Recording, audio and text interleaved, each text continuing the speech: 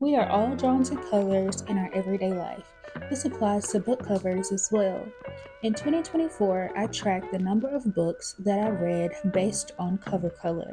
Then I decided to see what the average rating was per color. The results were pretty surprising. I decided to look into this a little more.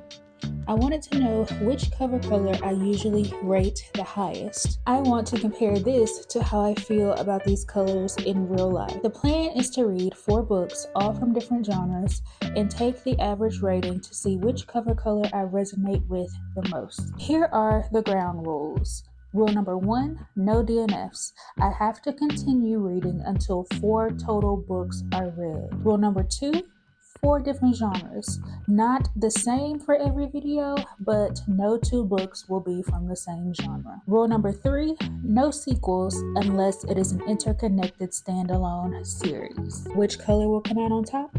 You'll just have to wait and see.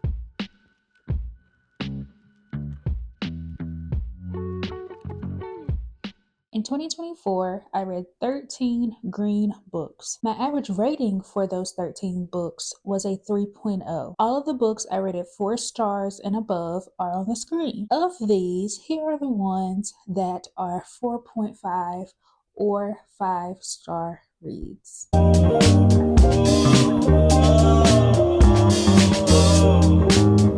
Hey friends, welcome back to my channel. My name is Erin and I am so excited that you decided to take time out of your day to spend with me because as the intro already told you, we are reading some green books. I just think it'll be fun to see which cover color gets the best ratings from me. Like I said, I tracked this last year and kind of wanted to do a little experiment with it. So I hope that you enjoy this video of me reading some green cover books. Green is my favorite color, so I thought that it was only right that we start out with the best of the best, and I'm kind of scared. I'm kind of scared. So, yeah, I'm not saying that I want green to win, but it would just make the most sense in my brain if green did win. So I hope that we can start this off on a high note. Yeah, I think that's all I have to say. I am introing this video as I end it, and it was a very interesting experience to say the least. We definitely had some hits and some misses, and yeah, this video spans roughly a month and a half. So you will see me go through various hairstyles throughout this video, but that's just because my reading slowed down. So yeah, anyway, I'm doing a lot of rambling and this video is long enough as it is, so let's just get into these books.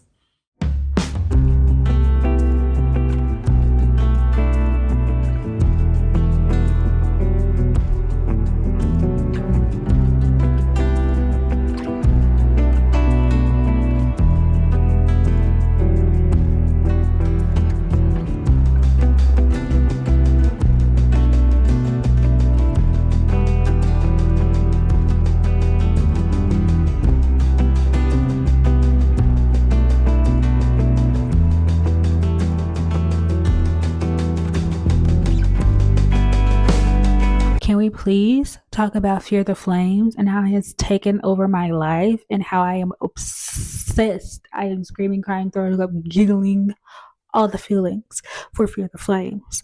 What? Look, I thought I would like this because I have heard so many mixed reviews about it. I feel like people either love it or they DNF it, and I haven't heard a lot of in betweens. So I was like, okay, maybe I will fall in between. No. Right now I'm on the side of love, and it would take just a lot of bullshit happening to turn me away for it to change. Like, what? So I'm on page 258. That is 69% in, and I'm having a time. I was reading this last night and I was so upset with myself because Alexa's trying to sleep, but I couldn't sleep. So I was up reading and I was just squealing and like giggling and like kicking my feet literally. And I'm like, okay, calm down. calm down, Erin. You're doing too much. Calm down. But I couldn't help it. Okay, let me tell you what it's about, and then we can talk more about my feelings. Elowen was imprisoned by her father, the king, because of her bond with these dragons and her father not being able to control her or the dragons. So, Elowen was able to escape her father's imprisonment, and she is now the queen of this kingdom that she has kind of built up from the ground herself. And she's ready to get her dragons back. Okay, she has spent a long time without her dragons, and she wants her babies back. Okay, it's very much giving Dany from Game of Thrones. Okay, she wants her dragons. Okay, and so she decides to team up with Caden, who is the commander of the Verivith army. And he is the most dangerous, the most feared man in all of the kingdoms. Like, he is really that man. Caden offers Elowen this deal to where if he helps her free her dragons, she has to use her dragons to then fight her daddy, and and use her dragons to fight against her daddy in this war on the side with Caden. I feel like I said that weird, but you get what I'm saying, right? Okay. Now look, from jump, when they first met each other, I'm just like bumping into everything. They had this attraction, and it starts off with a knife to the throat. And look, and Elowen and Caden, well, really Elowen, she tries to fight her attraction towards Caden because she's like, I don't want people to think that, I need a man to handle business, or that, some kind of side thing just because we're gonna like, she just wants to stand on her own and be her own person, right? Caden doesn't care. Caden's like, look, I know we want each other, and that's what's gonna happen. Ain't nobody gonna tell me what I'm gonna do. I'm gonna do what I want to do. He tells his king what to do. So he gonna, and I love that. What I love it. Caden just might be top book boyfriend for me because his touch her and die energy, I didn't know I needed it. I didn't know I needed it until I started reading this, and I'm like, period. Love it. Love Caden. He's giving everything, and their banter from jump has been so so good to me. Like, the stuff that they say to each other, I love it. I love it, and I love that Elowen has some anxiety issues and some probably some PTSD from the things that happened to her growing up, and she has to, well, no, she feels like she has to hide it because of who she is and her position, and she's never really gotten a chance to process everything that has happened to her. But she shows that side to Caden, and he sees her and she sees him better than anybody ever has. And I'm like, oh, and I love when two people who have been dealt a rough hand at life get together and get to take care of each other in the way that they need to be taken care of. And I just, and there's this scene, okay? I'm going to call it the revenge scene. If you read this book, then you know what I'm talking about. But there's this revenge scene that was really bloody and really gory and really hard. And I thought that I thought that because of the nature of the scene, I would be hating it. And I'm like, well, not hating it, that feels strong, but like at least grossed out or like uncomfortable or a little like, that's a bit much. But no, I was rooting for Elowen. I was rooting for Caden. And I'm like, yes, y'all, that's cute. And I'm like, considering what they were doing, cute is not the word, but just the way that, like I said, they see each other and knows what each other needs and doesn't shy away from the darkness that they can see within each other. friends. I'm shook, shaken, all the things, flabbergasted, all the things. I wasn't expecting to be in this like I am, but I am in this. I had to make myself put this down. It was 1 o'clock in the morning, and I was about to finish this book. I was about to finish it, but I made myself stop because I wanted to come and talk to y'all first. So you know what I'm gonna do today? Finish it. When I finish this clip, yes, we're going to go read. Okay, friends, let us talk about Fear the Flames because I finished And what the heck? What the actual heck? So, to no surprise, I will be rating this a 5 star. Nothing changed for me. I am so shocked, so pleasantly surprised. But y'all, I was squealing while I was reading this book. I was kicking my feet, I was smiling. I loved Caden. Look, Caden is a new book boyfriend for me. Like, I was not expecting to be so into him, but I am.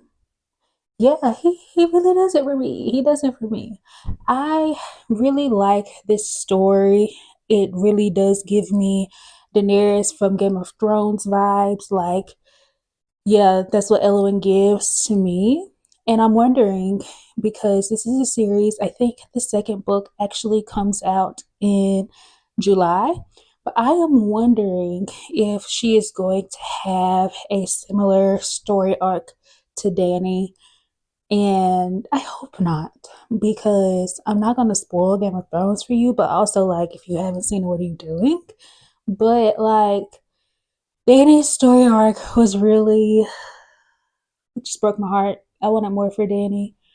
I did. I really did. So I'm hoping that my girl Elowen can pull through. I absolutely love the found family in this book. Like, just some ride or die people, you know? I feel like everybody needs some ride or die people. And I was very happy that Elowen found that. Now look. This is my book light. Don't think I'm being weird. Look, it was some shade and some tea being thrown in this last part, and I was shook.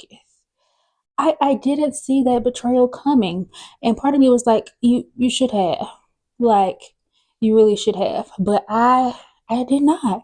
Everything changed so quickly. I was like, what the heck?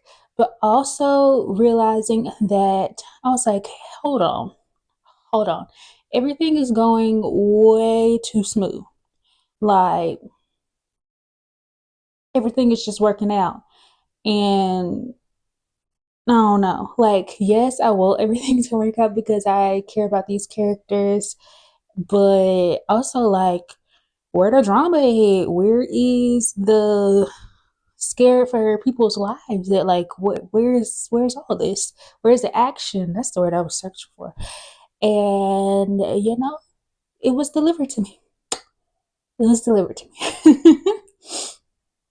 So I just, like, wow, wow.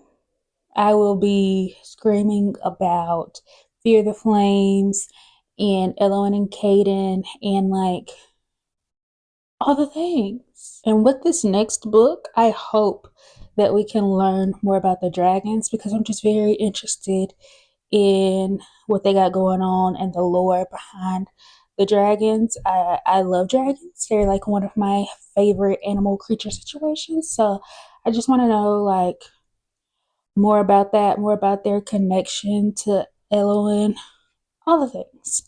So yes, I am so happy, so happy that I finally decided to pick this up. I have been looking at it and thinking about it since it was indie published, and I didn't know. But now I know. I know, and I love this book. I love this book so much. So yeah. Happy about that. Yeah, I'm a happy girl. So anyway, moving on.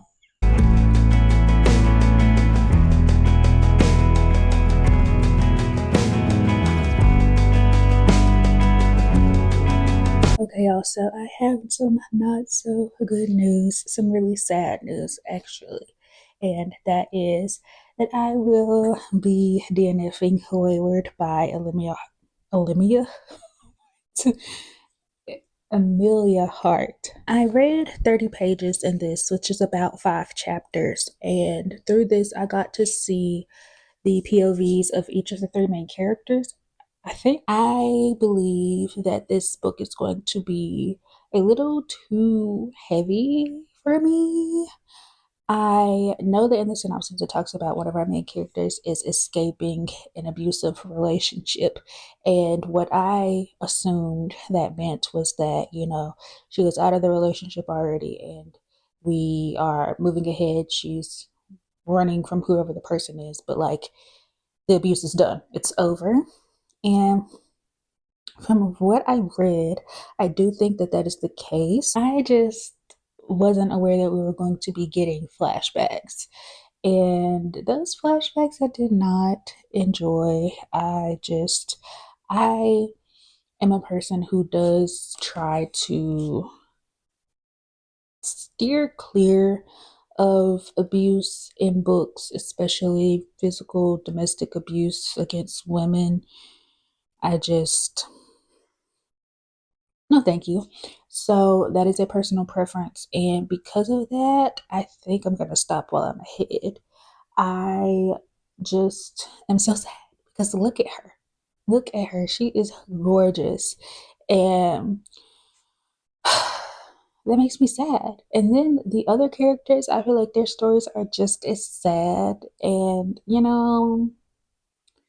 I'm not in the mood to be sad, and I just don't think I would ever pick this back up knowing what I know about it already. So, unfortunately, she will have to be unhauled. It is a very sad day in this household because this is one of my favorite covers that I've ever seen. So,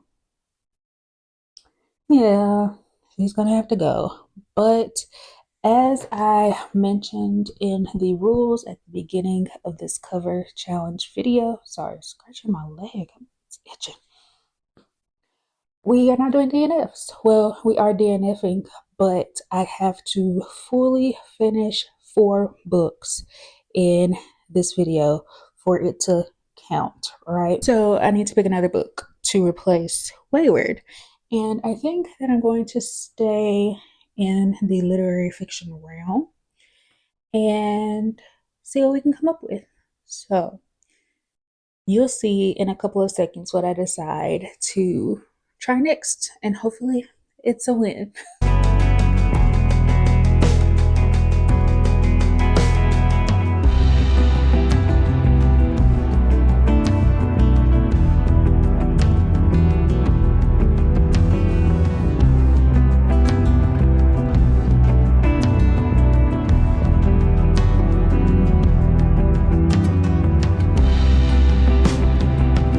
Okay, so I decided to pick up Gray Dot. Nope. No.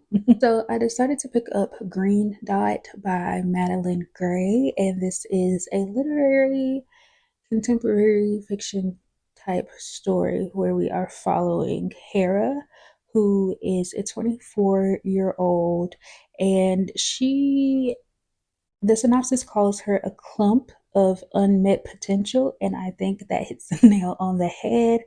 To her, the future is nothing but an exhausting thought exercise, one depressing hypothetical after another. So she's basically muddling through life. She does not want to work. She doesn't see the point of working. She knows that she has to work to make money to live, but that whole concept just irritates her. And I mean, like, understood though.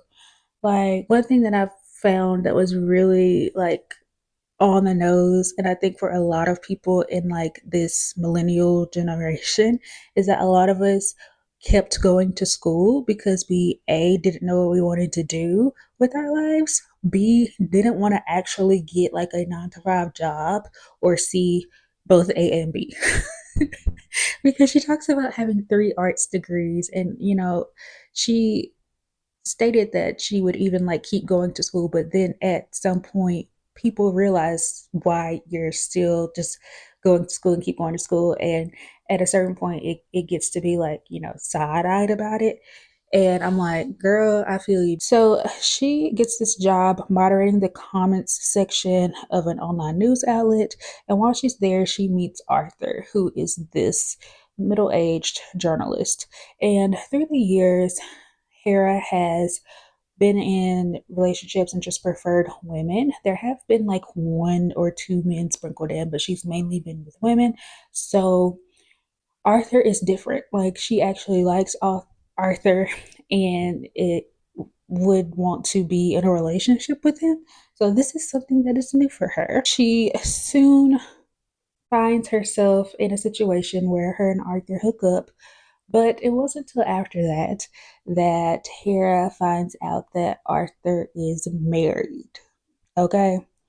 And so now Hera has this decision of whether to keep seeing Arthur because she really likes him and enjoys spending time with him and actually sees herself building a life with him when she hasn't seen that with anyone else. But now she has this knowledge like he has a wife, and his wife knows nothing about Hera. So she is kind of navigating this relationship. And this is very much like a sarcastically, millennially, darkly comedic type of pessimistic story. And it's written, I am 141 pages in, and that's about 47%. And here are my thoughts. So it's written kind of like journal entries. Like there's no date or anything, but there's like not any chapter headings either. So it kind of just feels like you're reading journal entries. And this is very much us in Hera's head. So if you find Hera annoying, then I don't think that you would enjoy this book because it's nonstop in Hera's head and her thoughts, just stream of consciousness, character study type of book. There isn't much plot. There isn't even really much drama. I think the biggest drama that we're going to get in this is Hera navigating this relationship with Arthur and whether that blows up in his face with his wife finding out, or I don't know. But I think that relationship is going to be the source of the drama and the plot moving forward. I am enjoying this book. I find Hera to be very funny. I find her to be very relatable in some senses. And I, yeah. Yeah, I do not agree with Hera's relationship with Arthur, but I do sympathize with her reasonings for wanting to be with Arthur. And so I think that's what's kind of keeping me from fully getting the ick. Like I have half an ick because look, cheating is not, it's never gonna be, and I'm never gonna go up or agree or anything with anybody cheating. No, absolutely not. Like that is the tip top of my absolutely not list. So yeah, and I also just personally would not be a person who would help somebody else cheat either. So yeah, I do think it's very, I can't decide if I want to say the F word on my channel or not. Because it's a natural word for me to say in real life. But my mama on the internet. And I've never actually said the F word in front of my mother. So I rarely ever even cuss in front of my mama. So, for now I'm not gonna say it. But it is very much effed up that Arthur decided to hook up with Hera, knowing he had a wife, but then not telling her until after the fact. Like, me and Arthur will be fighting. Like, as soon as I find out, like, he would have got hit inside the head because don't put me in this situation. Like, ugh, ugh. But to see Hera just kind of want to feel loved and kind of desperate for that feeling is, it's a little heartbreaking, but I understand, and there are many people who have felt that way, and people do crazy things and things that they're not proud of for love. So, almost halfway through a green dot. I really am enjoying it. I actually think I'm going to finish this one. So, I'll be back when I finish and let you know what I think. Y'all want to hear something funny? I finished Green Dot a couple of days ago, right? Not only did I forget that I finished it, but I forgot to tell you that I finished it. What?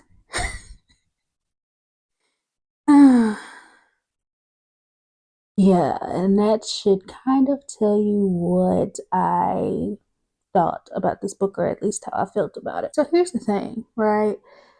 I did not mind that this was all vibes and pretty much no plot, right? Like, I understand that we didn't go into this story for the plot.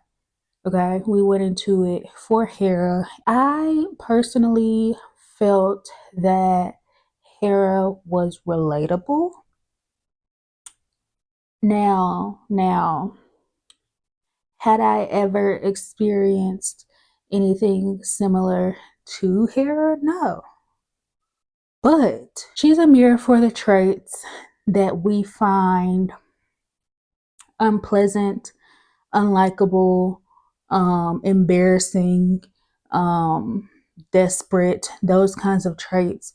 She is definitely a mirror for those. And like, to be completely honest, everyone has done something that leaks desperation. Reeks is what I meant. Everyone has done something that reeks desperation. Everyone has done something that they are not proud of because they A, felt lonely, B, bored, C, um looking for love in the wrong places, D, all of the above. Like, you know what I'm saying? So she is very much holding up a mirror in that way, and some of that is very uncomfortable and like, ooh. But then I spent a better part of this book like, stand up, sis. Get up.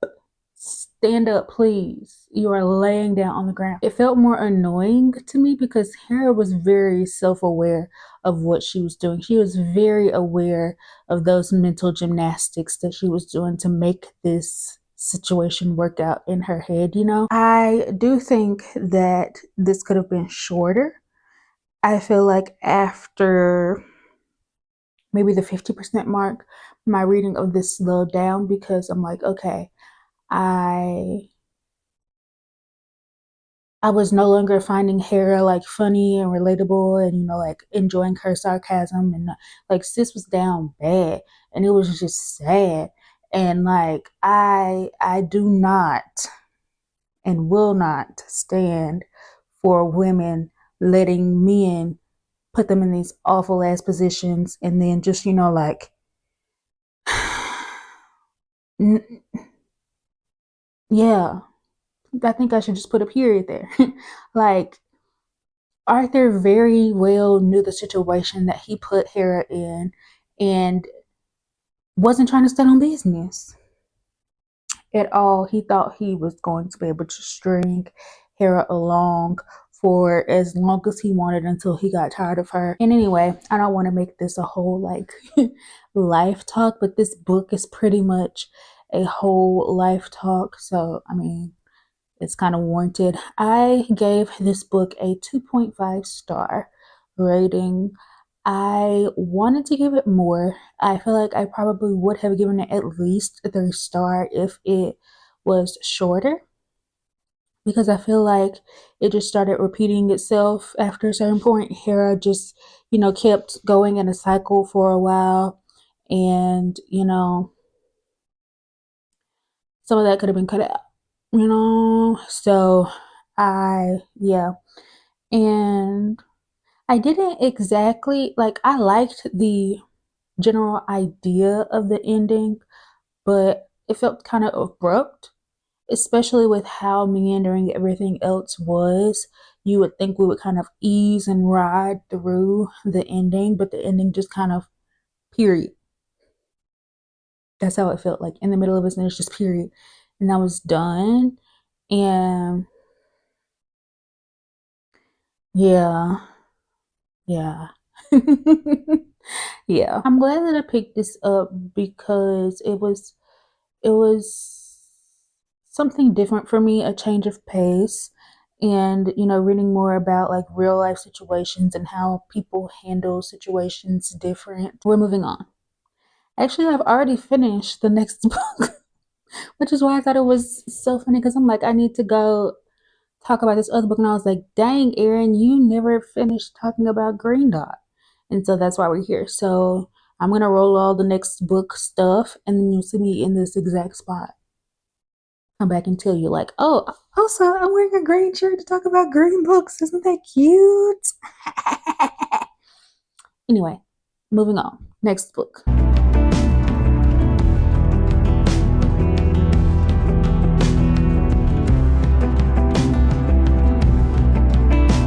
And we're back, just like I said we would be.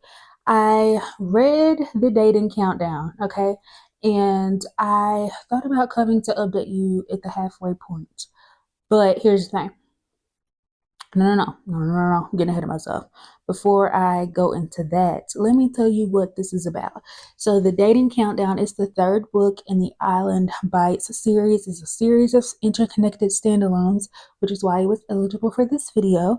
And in this, we are following Maxine, who is the next king sibling. And Maxine has been recently divorced, and she moved back to the island with her daughter Leah to kind of recoup and move on from this divorce.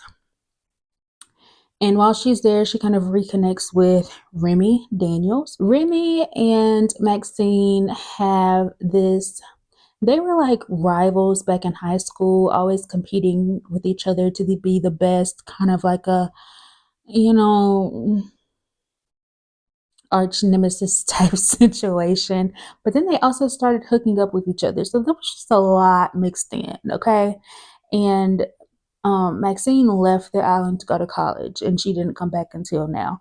And so they have a series of heated meetings, and Maxine is terrified because she doesn't know what her identity is. She knows that she has this attraction to Remy, but she's scared of it because all the reasons why people are normally scared to come out, right? Because people are shitty.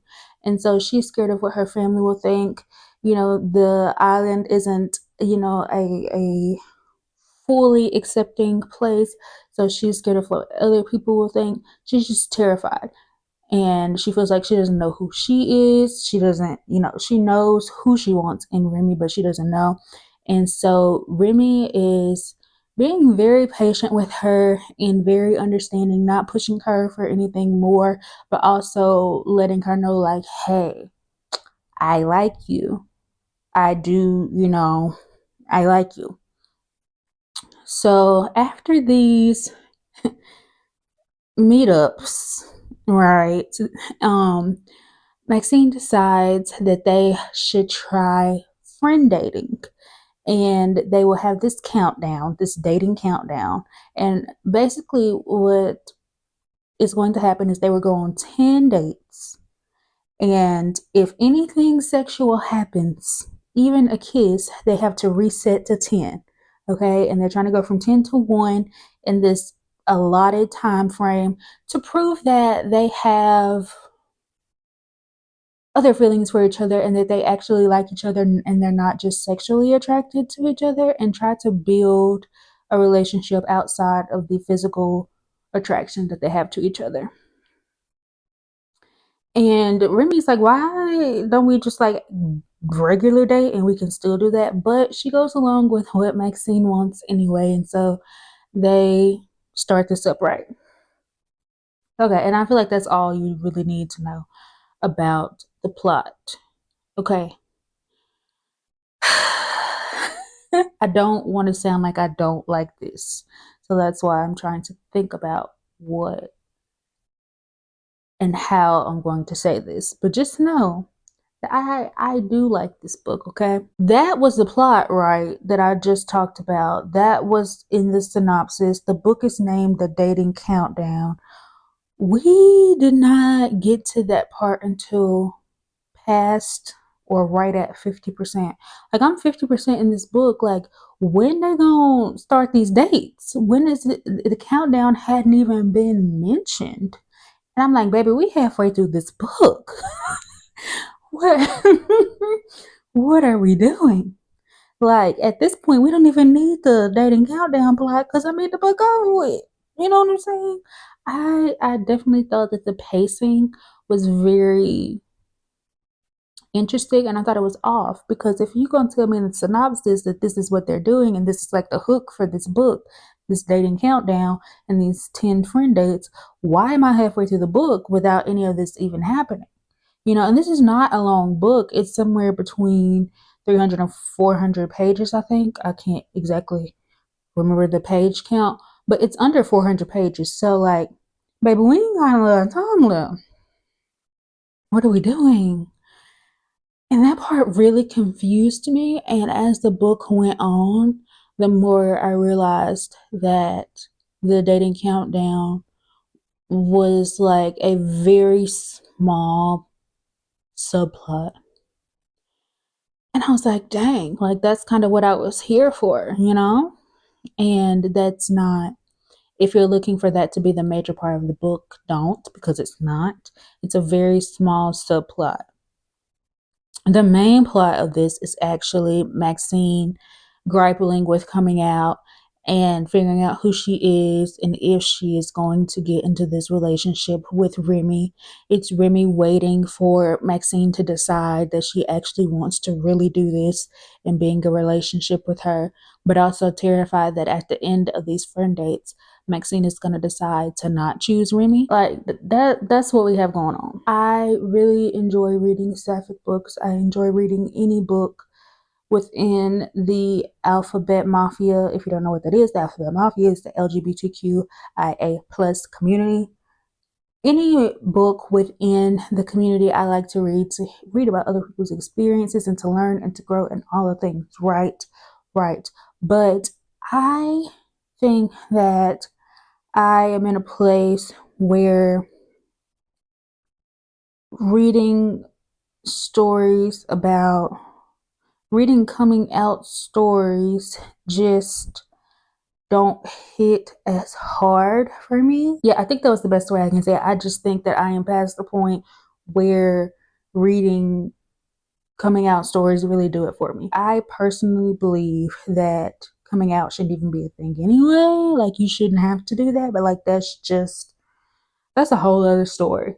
So I think that this wasn't as effective for me. Also, I think it was just because of Remy, because we were also getting Remy's perspective as well. And I felt like Remy was very patient. You could tell that Remy really wanted Maxine. Maybe this just wasn't the story for me. Okay. And I'm done with that. I'm done with that.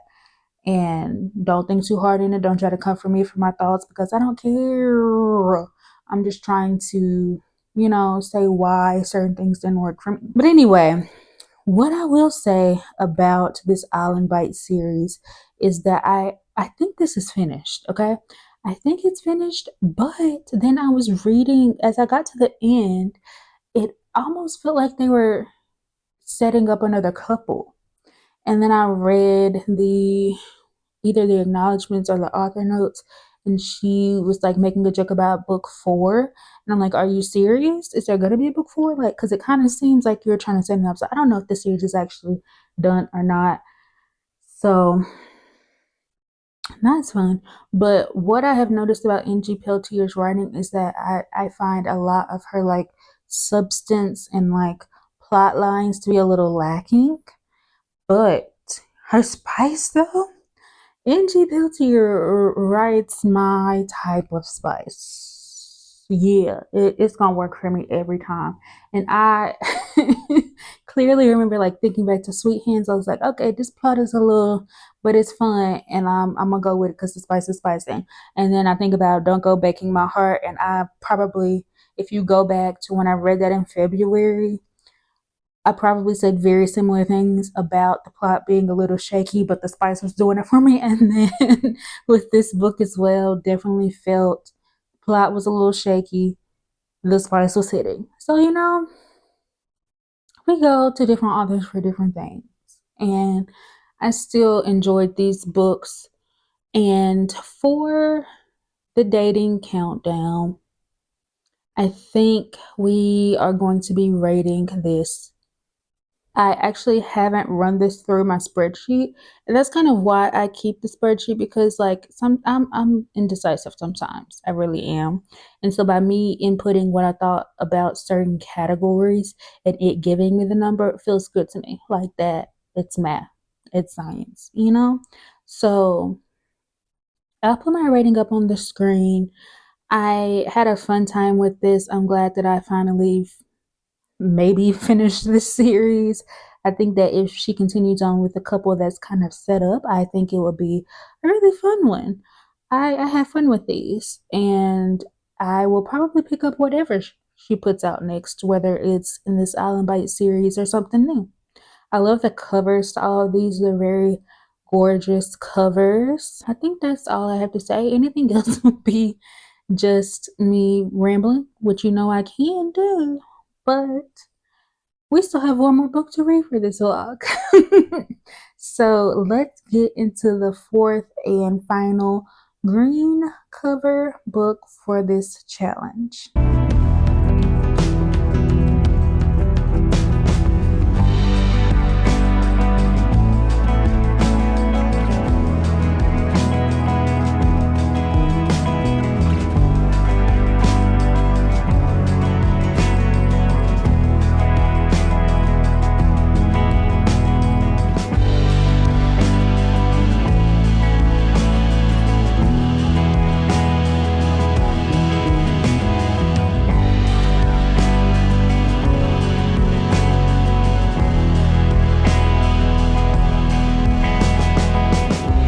Alrighty, so our last book for the green cover challenge is The Wild Huntress, and I have finished it. This is by Emily Lloyd-Jones, and I'm going to tell you a little bit about the synopsis and then hop into what I actually thought of it.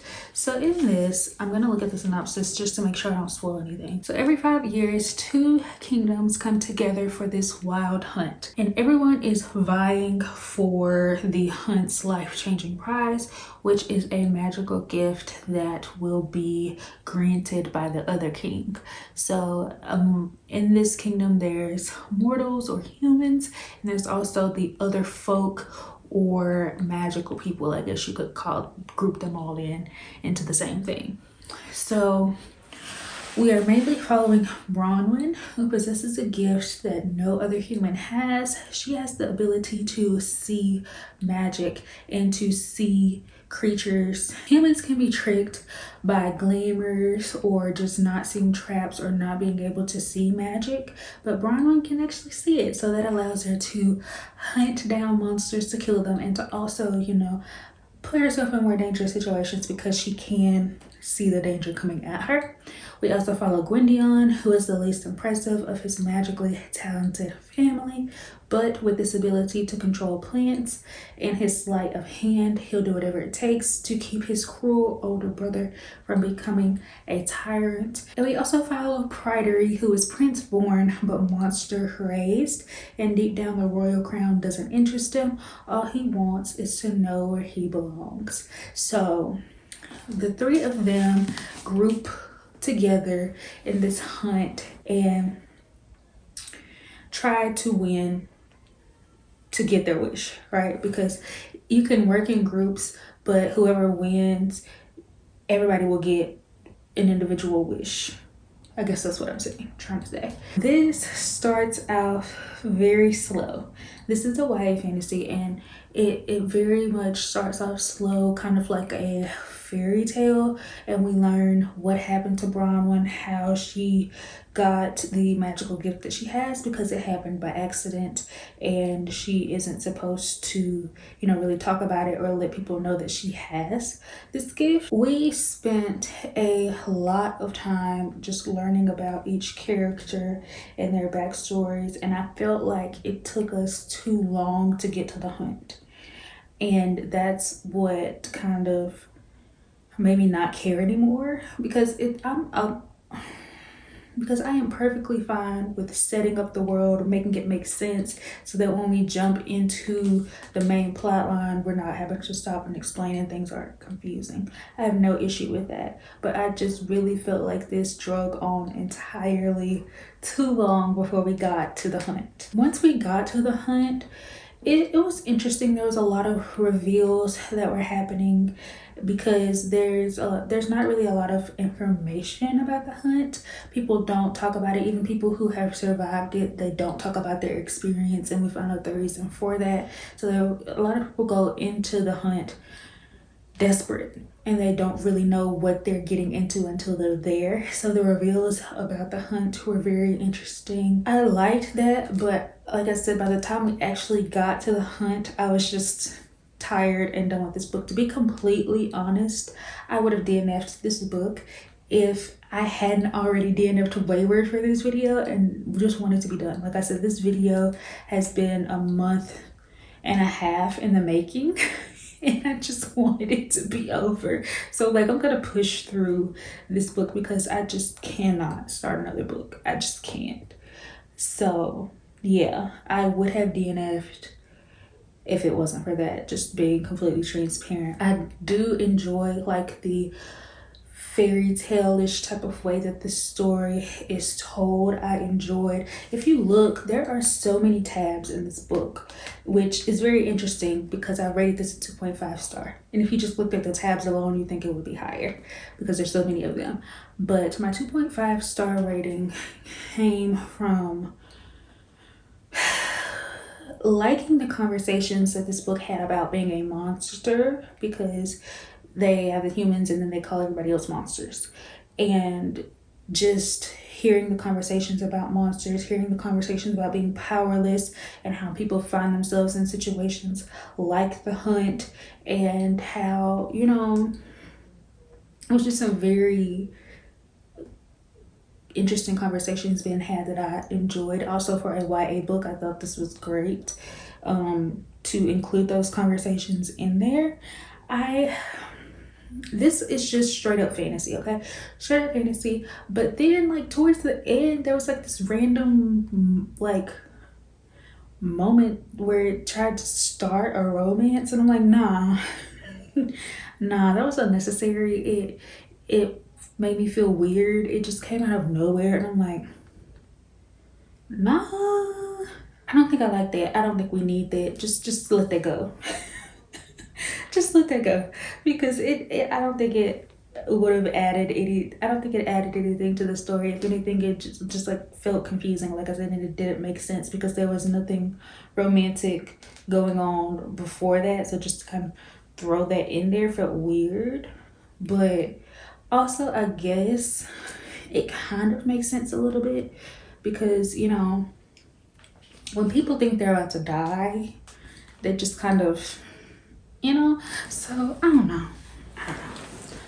Yeah, yeah. And then to think about how this ends, I don't know that I like the ending of this. I don't like the ending for one of our main characters. I don't like it, and I'm not going to even say who because I feel like that would just spoil it, but I don't like what happened with one of our characters. This just wasn't the story for me. I think that's how I can say that in a nicer way. But because of the storytelling, because I liked so many of the conversations that were being had and the things that were being said and the way that, you know, Emily Lloyd-Jones wrote this, it was a 2.5 for me. I think that if some things had been like reworked, this would have been shorter. We would have gotten to the hunt sooner. I think it could have really been a hit. But because of that, and I do like Bronwyn. I think she is a very strong main character. She wasn't just out here doing foolish stuff, which happens a lot of times in YA books because, you know, teenagers do foolish things. And she was 18. So it was on the older end of YA. But yeah, I really liked her as a main character. And I think that's pretty much all I have to say about this book. I don't want to just like talk bad about it because, like I said, there were some things that I enjoyed. It just wasn't a hit, and it would have been DNF'd had it not been for the specific circumstances of this video. So that's what I thought of Wild Hunt. Okay, y'all, let us do a recap and wrap this video up. So we started off with Fear the Flames being a 5-star. We read Green Dots, that was 2.5. The Dating Countdown was a 3.5, and we rounded it out with the Wild Huntress being a 2.5. And while we did get a 5-star out of this video, overall I am very disappointed in the green books. Like, they just were not giving as much as I thought they would. So my average rating for our green books is going to be a 3.38, and nobody is more surprised than me. I thought my average rating was going to at least be a 3.5 for the green books. I was expecting to get more 5 stars. I did not expect to have 2.5 stars coming up out of the green category. So, you know, maybe green may be my real life favorite color, but when it comes to books, it just doesn't work for me. And that's sad, but that's okay. It's okay, it's fine. It's fine. So with all of that, I guess it's time for us to wrap this video up. I guess I can go ahead and tell you what my next color is going to be. If you've watched my April TBR, then you already know I will be doing the color blue next. And I'm very interested in the color blue because I feel like there's so many blue covers, and I know that I read a lot of blue covers last year. So we will see. I will update you as we go along to see who is going to see what color is going to win the cover color challenge. Thank you so much for staying to the end of this video. I know it was a longer one, but I like long vlogs. So, you know, let me know what you think. If this is too long, if it's not long enough, let me know. I don't know if it'll change how much I yap about the books, but it's just nice to know. Anyway, thank you for liking, commenting, sharing, subscribing. Anything that you do to support me and my channel will forever be greatly appreciated. I hope you have the best day that you possibly can, and remember to take care of yourself, and I'll catch you in the next video. Bye.